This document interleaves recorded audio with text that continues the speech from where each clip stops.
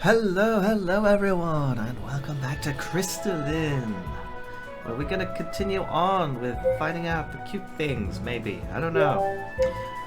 Where did I get to last time? Which one of these? Is it the bottom one?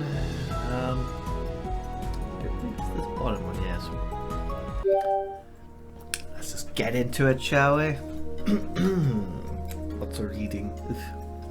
I awakened bright and early the next morning. Leo and I have a quick spa and practice and return to the group, just in time for breakfast. After we finish eating and clean up the camp, we waste no time in resuming our journey towards Costa Coral. Or Coral? Costa Coral? It was kind of nice having her close to me all day though. I'm a little disappointed Leanna's already changed back into her usual outfit. I remember now. After all, she kept the woolstead armor, so she must like it at least a little bit. We'll have to have another wager again sometime soon. Kara glances over at me and Leanna. Zach standing close beside her. No new wagers today. Nope. Too bad. I know. My source of entertainment's gone.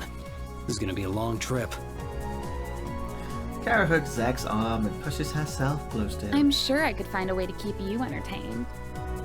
Oh my. And I'm gonna start walking now. Same here. Amelia shoulders her pack and leads the way. The pango hops onto my shoulder as we set off. The road towards Costa Coral is clear, and we make good time. With the sun high in the sky, sweat pricks my skin. The temperature is much milder here than it was back north. It's a welcome change from the previous cold. We arrive at Costa Coral in the afternoon. Ooh, that's a pretty place. Oh, that's quite nice. That's actually very nice. Very nice. Anyway, as we pass through the gates, the first thing I notice is the salty breeze coasting through the town. The houses and shapes are all built high above the ground than what I'm used to seeing. Large wide windows to let the sun and breeze. We pass through the main square. People peruse the shops, but the bustle isn't quite as busy as the previous towns. Shopkeepers laze by the desk, fanning themselves with wide woven fans. The slow pace of the town calms me. This would be a really nice place to just relax for a few days. There's a bright smile on Leanna's face as she enjoys the wind coming through her hair. Everyone seems to feel the same tranquility I do. After passing through town, we find the inn where we settle down. We order some food and situate ourselves near the open window. Amelia immediately consults her notes. Now that we have arrived at Costa Coral, it would be in our best interest to survey the area and search for additional information which can lead to the water temple. No one answers her. I look at the rest of the group and they're staring out the window. Following their gaze, the view from the inn overlooks brilliant white sands and crystal blue water. Poi! The pango pops out from seemingly nowhere and settles near the window. It's so beautiful. Kara grins broadly and moves closer to the window to get a better look. Even Zach relaxes as he watches the gentle lapping of the waves. Only Amelia remains transfixed on her notes. Perhaps we should inquire with the locals here as to the whereabouts of the temple. Leanna reluctantly tears her gaze away from the beach. Well, I suppose we should do that. Wait, is this the beach episode? Please be the beach Or we could take a break from all that traveling and take some time to recharge and then scout for information. I vote that. Boing, boing. Pango seconds that vote. Pongo's got good taste. Kara kneels down and pats the Pango on the head. He chirrups happily. We have arrived here for a purpose, and that purpose should be fulfilled. Beach episode. That's true, but wouldn't we have more success after we've had a chance to rest and can search with fresh eyes? I've been feeling a bit pale after spending so much time in the cold north. It'd be so nice to just relax and bask in the sun for a while. The beach sounds like a great idea. There's a pause as we blink at Zach. Really? Of course. Anna wrinkles her brow. There's no reward for going to the beach. Not everything I do has to have a reward. Pretty much everything does though. Kara smirks and wraps herself around Zack. Obviously, his motivation for going to the beach is to spend more time with me. I take it back. Let's do Amy's thing. Hey! Amy looks thoughtful. The journey here has been long. I suppose a brief repose could be a good idea. Then it's settled. I don't know about you guys, but I didn't exactly pack my swimsuit. Good point. I noticed a few clothing shops we passed on our way here. Perhaps we may find something suitable within. Why don't we take a look at the shops, and then we all can meet down at the beach? We agree to the plan and begin to head off when Kara stops me and Zack. Nuh-uh. No boys allowed. What? It'll be way more fun if it's a surprise. Trust me. Well, okay. I suppose. She winks and hurries out with Leanna and Amy before we can protest. That just leaves Zack and me to team up and shop for swimsuits. After leaving the inn together, we browse the local bazaar. We each flip through the racks. Zack grabs the first pair of dog swim trunks he finds and brings it to the counter for purchase. Wow, that was fast. He shrugs. It's not like it really matters. I take a look at a few different styles, but ultimately decide on an orange suit. After buying our suits, I'd go for red personally. After buying our suits, we head down to the beach to get changed. Carefully trek down the stairs, carved into the wall of the cliff, until our feet touch the warm sand. Oh man, I wish I could go to the beach now. As an English person, we don't go to the beach often. We don't tan, we burn. The beach is laden with visitors. Children build sandcastles or race by the water, shrieking when the waves lap at their feet. Even more children play along the cliffs, chased by their parents who fiercely scold them. Most people lounge beneath the sun, flipping every so often to even out their tans. Zack and I wait for the girls in a more secluded spot. Boy! I glance down and see the Pongo has returned. Huh, you made it here before the girls. Boy! Is that just me, or does he sound disappointed? We continue to wait. And wait. So, Zack, what kind of swimsuits do you think the girls will get? Oh, wow, look at those guys. He shrugs. For all those out there who want to know how Zack looks, he's pretty toned. Not super toned, I mean, there's no definition here, but... Nice ones, I would guess. I nod. I'm really looking forward to seeing... Do we go with Leanna's swimsuit choice, Kara's hot bod, or Amy's adorable swimsuit? I don't know, I think Amy would pick something adorable. She kind of reminds me of an innocent child, just kind of cute. But I will have to choose the obvious waifu choice here. What kind of swimsuit Leanna chooses? Based on her reaction to her wolfskin armor, I guess she might cover up a bit more. Yeah, but don't forget, she actually kept the wolfskin armor. I know. True, so maybe she secretly likes showing more skill. You'd know better than I would. What's that supposed to mean? I mean, if there's anyone she'd enjoy showing more skin to, it's certainly not me. My cheeks hurt up at the thought. It's Kara. That is probably very true. Zack nods. Finally, we hear the girls before we see them. Kara leads the way and bounces into view. Her string bikini seems to be struggling to stay put. Oh dear. Hey guys! Were you waiting long? That's not bad, anything. I see you've gone for the ribbony look. He responds with a low, guttural gurgling. Kara blinks. I mean, yes, we were waiting forever. She grins slyly. Sorry to keep you waiting. It took a while for me to find the perfect suit. I mean, he's an easy man. Dark colors, you know. She spins around and jiggle physics. So, what do you think? It's fine. Oh, it's so cold. Kara pouts before she can respond. Leanna and Amy catch up to us. Oh, look at them. They're both adorable. I knew she'd go for something cute and pink. Leanna's white oh gosh, that's the word. Bandeau suit hooks her in all the right ways, while Amy's pink ruffles make her look cute and girly. I give Leanna a once over. This is my new favorite outfit. Forget about your Wolfstead armor. You should wear this every day. She glances down at herself. I'd probably make a lot more friends if I wore this all the time. After hearing that, I have become acutely aware of the lingering eyes on her as people pass by. Actually, never mind. In fact, maybe you should change back to what you were wearing before. Leanna giggles. Amelia walks past us and settles into the sand. Hey there, Amy. Greetings. Greetings. What are you doing? I am selecting the prime location for me to begin my construction. The prime location is... when it comes to sandcastles, it's all about location. Construction. Of the most structurally sound sand fortress.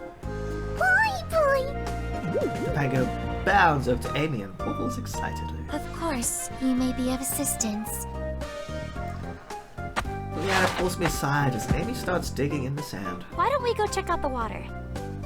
Good idea. I take Leanna's hand and lead her towards the ocean. She glances furtively back at the others, but nobody pays any attention to us. Her fingers entwine in mine as a smile graces her lips. She carefully dips her toe in the water. No, you don't. When it comes to the ocean, you don't push people in it. It could be jellyfish, crabs, God knows what's in there. I watch with amusement as Leanna gently eases herself into the water. Once she's comfortable, she grins and motions me over. I leap into the splash. Hey! Leanna splashes me and I dive out the way before returning the splash. She ducks from the water, but a few droplets catch her. She grins mischievously and uses her arm to send a small wave my way, her hands sheathing. Whoa! I try to swim out the way, but the wave splashes my face. If that's how she wants to play, I use both my arms and send an even larger wave over in Leanna's direction.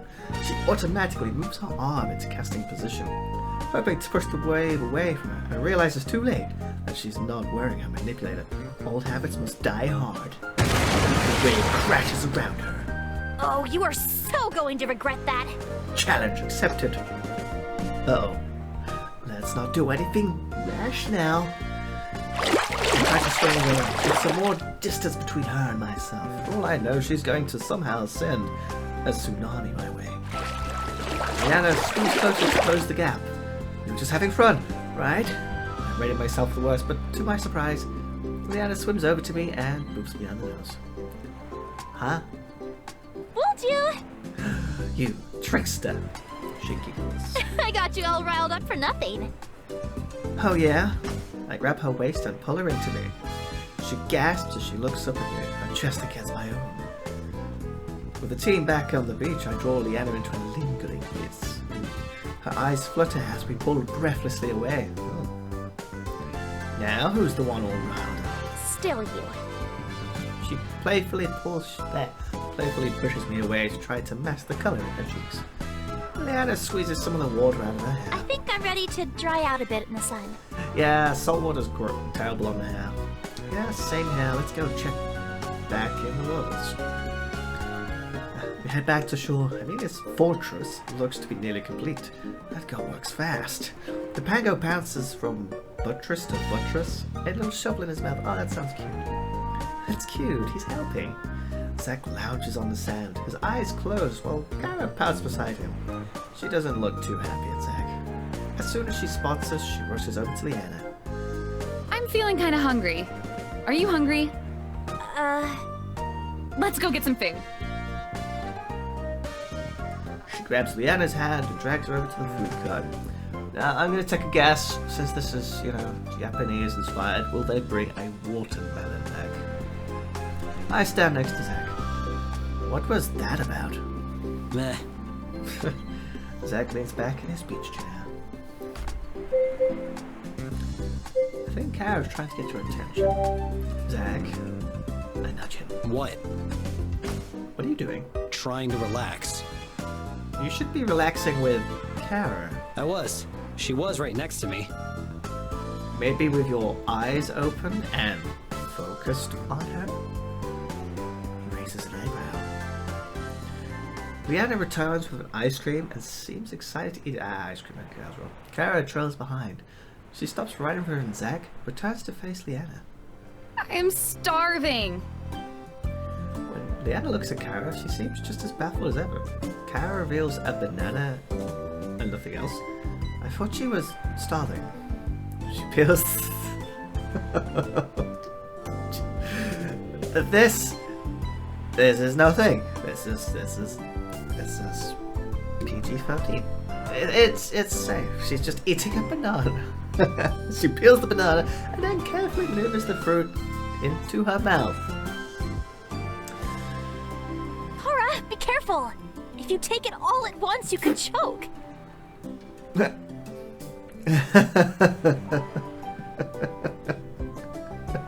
Kara grins and slowly pulls the intact banana out of her mouth. Oh, don't worry. I have great control over my gag reflexes. Zach starts coughing as his face turns red. But you're right. I'm just so hungry that I got a little eager. Is this better? She puts a sizable amount of banana in her mouth at once, then, noticing Leanna's chagrin, carefully pulls back a lot. She takes in a bit more, then pulls back. I don't think she's actually planning on eating that banana. She makes eye contact with Zach. You have weird eating habits. Kara's eyes flash and she takes a vicious bite out of the banana. For some reason, I wince, and so does Zach. When she's done eating, Kara gets close to Leanna again. Oh, do you know what we forgot to do? Put on sunscreen. Leanna's eyes widen. You're right! You don't like to tan? It's not about tanning. It's about protecting your skin. As it always should be. Exactly. Kara leads Leanna over to the beach towel and the two of them settle in. And Kara smears a glob of sunscreen into her hands and starts rubbing lotion across her chest. Zach's gaze is fixated on the gentle rhythm of her hands. Leanna follows Kara's leads and begins liberally spreading sunscreen over her own skin. I'm mesmerized by the smooth flow of her hands across her supple skin. I imagine they're my hands traveling up and down her body. Well, you know, this is actually quite hard to read without losing myself to just giggles now, okay? Oh, look at that.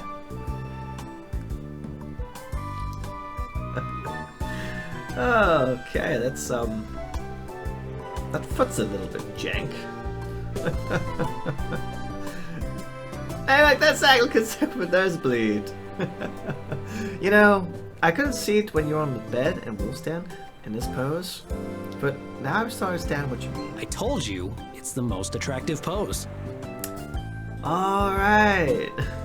Maybe not most attractive, but pretty attractive. Liana, do you think you could help me with my back? I'll return the favor. Of course! Leanna kneels beside her and squirts the lotion into her hands. Suddenly, the bikini string across Kara's back falls to her sides. Undone. Dun dun dun. You'll be able to reach more this way. Leanna nods, then carefully rubs her hands along Kara's skin, making sure to spread the sunscreen evenly across her whole back. Oh, that feels so nice. The women even really act like this? Zach clears his throat and tries to look away, but his eyes are repeatedly drawn back to the girls. Even I start to feel the flush on my cheeks. I really wish I were Kara right now. As Leanna's hands travel up Kara's back, the strings holding her bikini up fall loosely to her sides. Ooh. Oops! That's okay. I don't want any tan lines anyway. Kara lets out a soft moan as Leanna finishes up her back. A small strangled sound escapes Zach's throat. I look over and notice a stream of blood trickling out of his nose. I think you've got a bit of, something. I gesture to his nose. I'm fine. When Leanna's done, she helps retie Kara's swimsuit. As Kara stands, she turns around to speak to Zach, then smirks when she notices the nosebleed. All right, Leanna, your turn. Leanna looks back at us and frowns. Maybe later, when we don't have so much of an audience. I can close my eyes if that helps. It doesn't. Zack and I get shooed away while Kara gives Leanna the same sunscreen treatment. Zack wipes his nose and quickly returns to his usual self, while I sneak as many peeks at the girls as I can. Kara seems very familiar with Leanna. My mind wanders back to all those times they shared a room. What actually happens behind closed doors? After a while, the girls return, and Kara throws a ball at us. Zack's lightning reflexes catch the ball. Nice catch! Where did you get this? Doesn't matter. Kara? She giggles. I bought it, silly. It was with us the entire time. But I suppose you were a bit too distracted to notice. What game are we playing? Beach ball! Eh. A classic beach game. How do you play? We'll split into teams. Me and Zack, and you and Leanna. We'll each stay on our own sides of the court and try to hit the ball over to the other side without letting it drop to the ground. This sounds suspiciously like beach volleyball.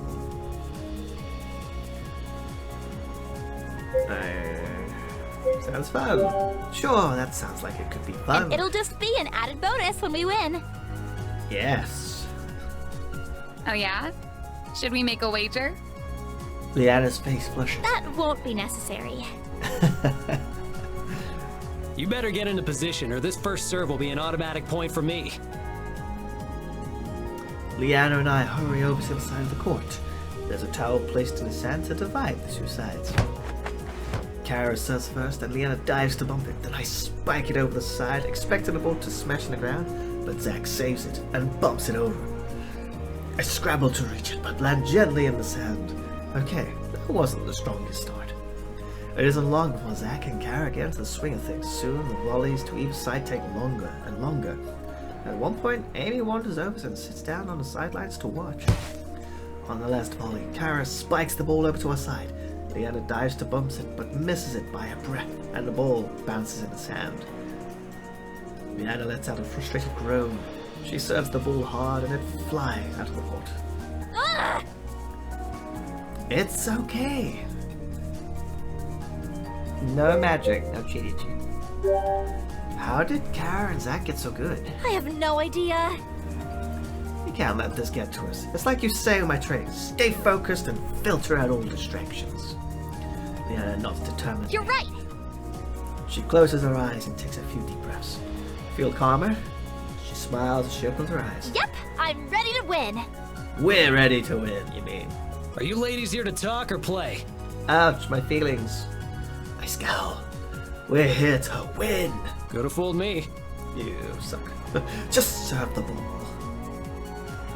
Although Leanna and I try our best to keep up, we can't close the lead that Kara and Zack maintain. Ultimately, we end up losing. Leanna pouts as Kara and Zack celebrate. I still don't understand how they're so good. Neither do I. Amy brushes herself off as she stands. It is because they play upon each other's strengths. Kara's dexterity and swift reflexes allows her free range to serve the ball for Zack's powerful strikes. We did that. I mean, it gives me a blank look. Sort of. That's pretty smart of them. We mostly just split the court in half and figured if the ball fell into whoever's half, that's who would try to hit it. They really are a perfect match. Kara throws her arm around Zack as she jumps up and down in celebration. A broad smile splits his face as Zack's arms wrap around her too. Suddenly, he seems to realize what he's done and quickly lets Kara grin. Let go. Kara grins and scoots back close to him. We make a great team, don't we? Yeah, you are cute. You're pretty good at this. Oh, was that a compliment I just heard? Zack crosses his Don't make a arms. big deal out of it. Well, you're pretty good at this too. With the game over, we all gather together and hang out.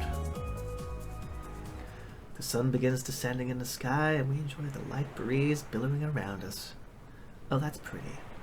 Collectively, we relax in the sand and enjoy the last warmth of the sun. I close my eyes as I soak in the rays, but I still feel a bit restless. I nudge Leanna. Let's go for a walk. Sure. Oh, the romantic beachside walk, eh?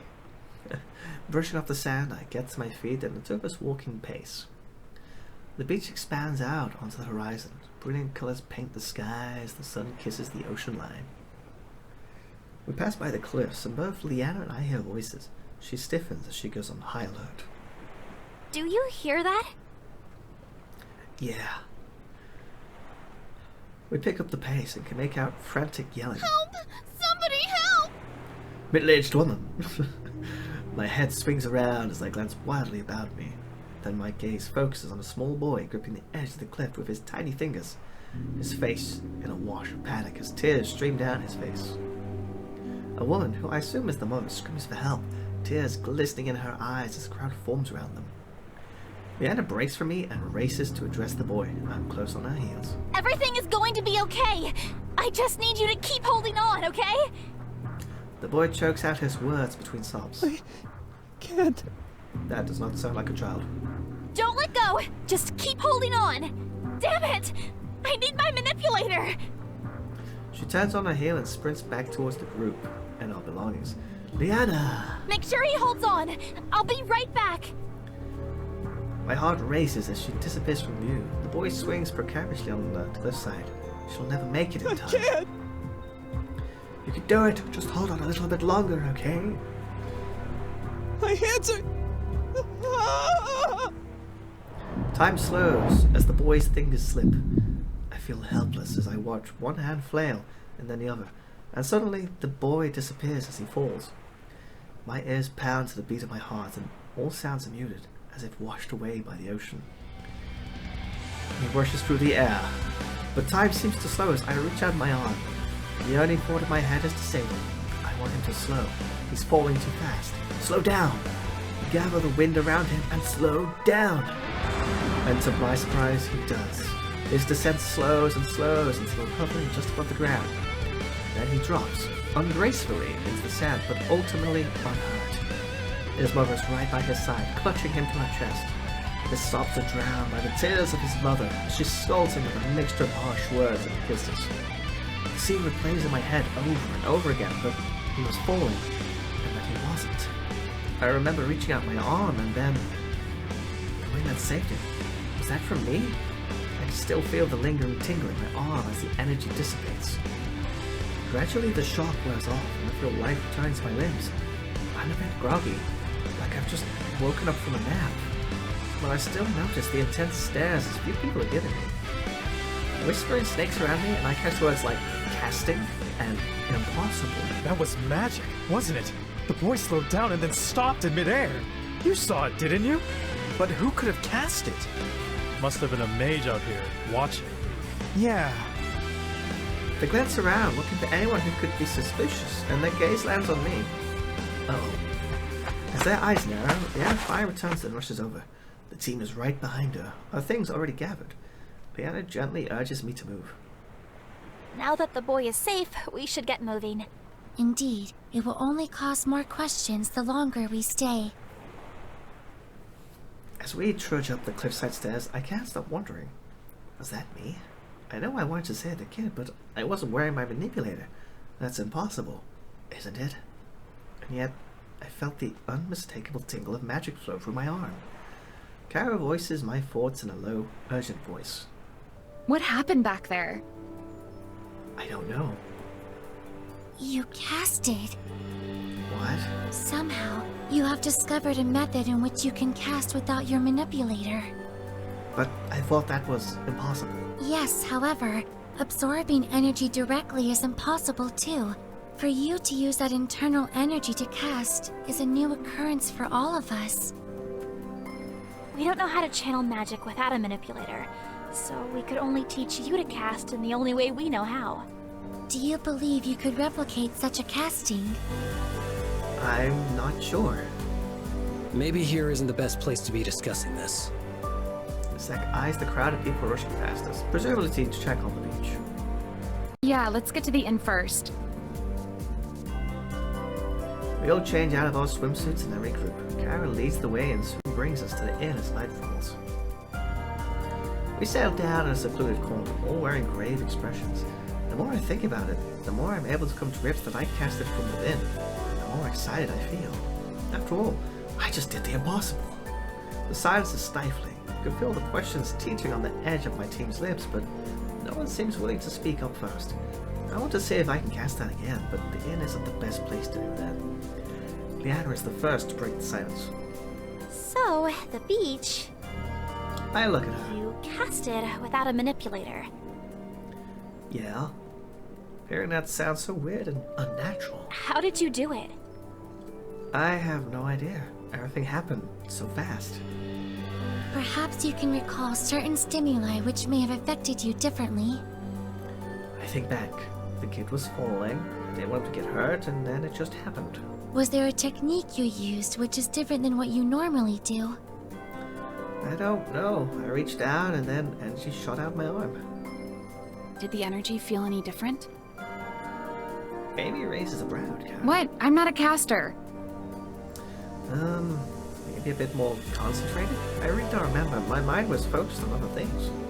There must have been an effect which triggered the change in the cast. Something which allowed you to connect with your inner reservoir of energy. If you could just recall what it is, you could replicate the cast. My mind is a swirl of thoughts. Mariana notices my discomfort. Maybe we should table this discussion for later. It is imperative that we discover how to recreate the cast. I agree, but we may be more successful if he tries to cast again. And the inn isn't the ideal place to practice. You are correct. We shall attempt to recast again when we are more isolated. Maybe we should figure out our next steps for finding the water temple. You're right. We had our break at the beach, but we did come here for a reason. This city is the closest to the islands among the coast. If I recall correctly, my assumption would be that it is located on one of those islands, similar to how the Wind Temple was located on the floating isles. An intelligent assumption, but one that will keep you from the true location, I fear. We turn to the stranger approaching our table. His silver hair is pulled back out of his face to reveal kind brown eyes. He's tall in stature with a sturdy build, but the rugged lines in his face show his age. He offers us a genuine smile through his beard. That which has been hidden from memory is safely stored beneath nature's rocky peaks. What? Who is this guy, and why is he eavesdropping on our conversation? Zack narrows his eyes. And who are you? Just a simple bard. Oh, a bard, eh? A bard. The man's eyes light up. He clears his throat. I warned the lonely soul not to seek comfort from the sea, for her will cannot be tamed, and when she pulls him into a watery bosom for his death, she cannot be blamed. Suddenly, Liana leaps out of her chair. It topples over with a clatter. Her cheeks are rosy, and her voice grows in enthusiasm as she finishes the recitation. And yet still he sought her bravely, wading ever deep. And far beneath her seafoam lace, his secrets she will keep. Her eyes shine with bright wonder as she stares transfixed at the man. He grins at her. That was beautiful. I thank you. I love the poetry of Gigglane. It's great to meet someone who also knows of his work. The man grins but doesn't say more. When did you come across this poem? Just after I finished writing it, I suppose. Liana looks as if she's just had a heart attack. You're Gigglane? He nods and bows slightly. Liana takes in a sharp breath of the air, then squeals excitedly. I can't believe I'm talking to the Gigglane! She hops up and down in excitement and giggles like a schoolgirl. Her face is flushed and there are stars in her eyes. Your poems and stories are what got me through my toughest years at the academy. Would it be okay if... I mean, it's just such an honor. Can I shake your hand? In response, Gigglane holds Liana's hands in his own, and she lets out a squeak at his touch. I am honored to meet someone who has such a deep appreciation for my work. Who's Gigglane? Kara and Zack wear the same blank expression I have. You don't know him? No, The famous bard! still He's don't know him. traveled throughout Asaria, recording the stories of adventurers. His poems are known throughout Havengard. He's a legend. You give me too much credit. You're just being humble. Leanna looks completely smitten.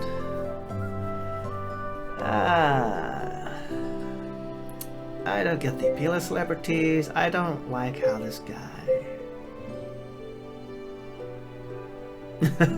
I'm not the jealous guy. I mean, it'd be interesting to see what this guy's work's about. Leanna speaks really highly of him, and I haven't seen her this excited about anything else.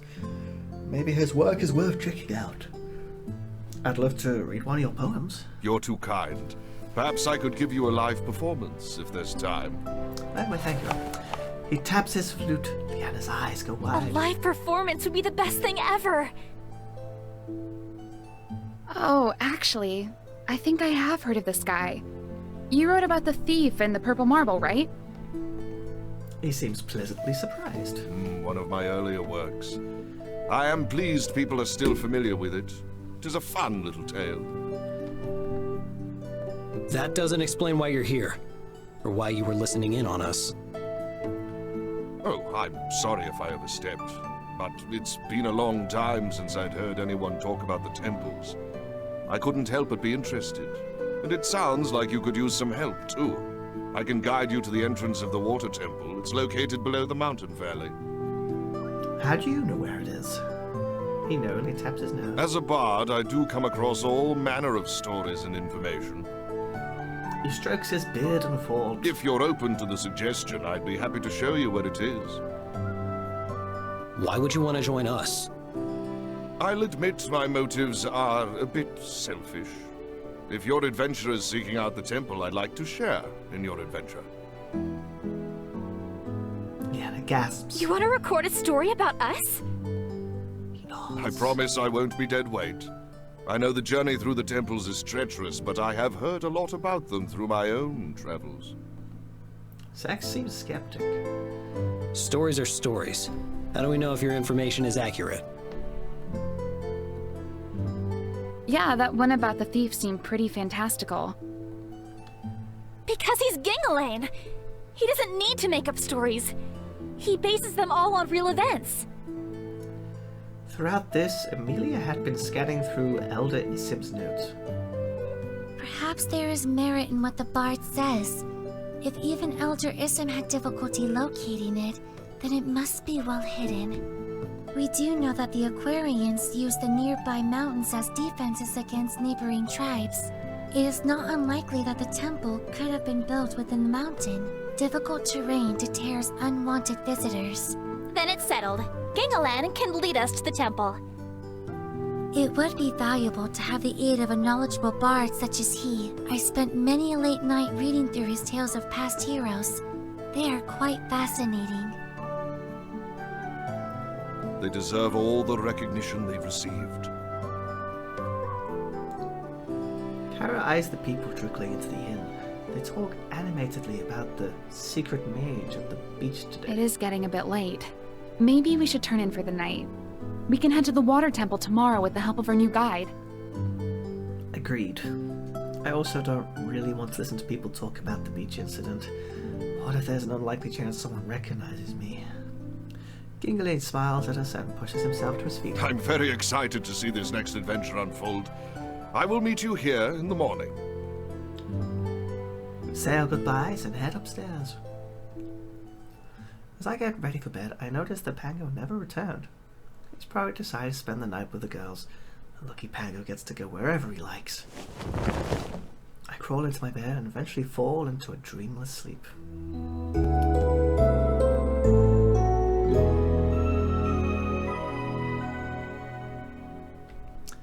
Well, I do believe that's a good stopping point, don't you think? I put on those two. So, things are certainly getting interesting, eh? It looks like we're going to finally find the water temple. And then I do believe that would be all the 4 elements. But they did mention there was one more, I think. The void one, or whatever it is, the dark energy. So, until the next episode, do leave a like, give a sub. Tell me some comments about the beach episode. Whose outfit did you like most? So, till the next episode, ta-ta and goodbye.